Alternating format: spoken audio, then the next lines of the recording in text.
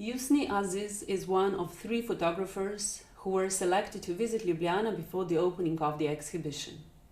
His work is a multi-level story about a young woman, a victim of sexual abuse, dealing with psychosocial disability. My name is Yusni. I'm from Jakarta, Indonesia. Banu is a project about my best friend, and I started to think that Banu's stories is very important, and I think many people needs to know the struggle behind a survivor. Rape could transform people dramatically, the impact, the trauma that it creates makes Banu had to reinvent herself several times because she had to many times compromise with the society, with her support system to survive, basically. She was basically a very independent and very loud activist, very reliable, very brave, very courageous. But those incidents made her very vulnerable and made her very dependent to others. This project actually shows that a vulnerable subject like Banu is very prone to the pressure of the community. She needs to constantly change to please the others because she is very dependent. She needs her support system. But her support system always gives a pressure to her to be what they want her to be.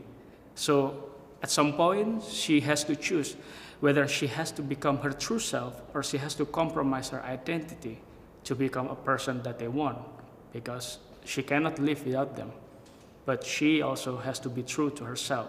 So this kind of tension is always going inside her life. I think people need to be aware that the psychosocial disability that was created by this sexual violence or rape is very real, it's happening. She said once to me that this project uplifts her because it gives her another reason to live.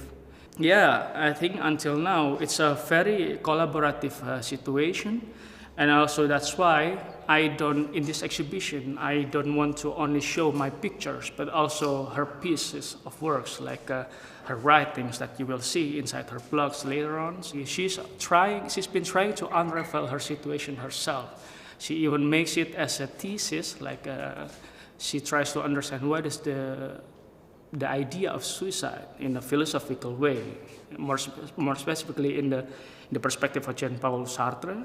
In my context, maybe the change that I could try to do is helping Banu to uplift her during her journey as a survivor.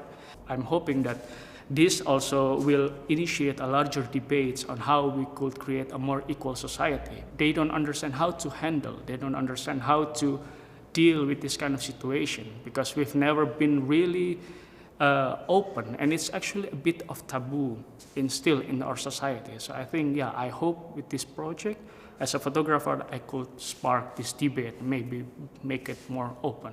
Because the situation is not only happening in Indonesia, actually, it's happening in many countries, that the stigma to survivor, the understanding of women and sexual assault, and of course the stigma to people with psychosocial disabilities. But then in this process, I learned that I think it needs to be more open, it needs to be more respectful. I think I learned to have more respect to my subjects. I learned to engage more, to take time to really understand the whole situation, to really observe, not trying to rush everything and just trying to,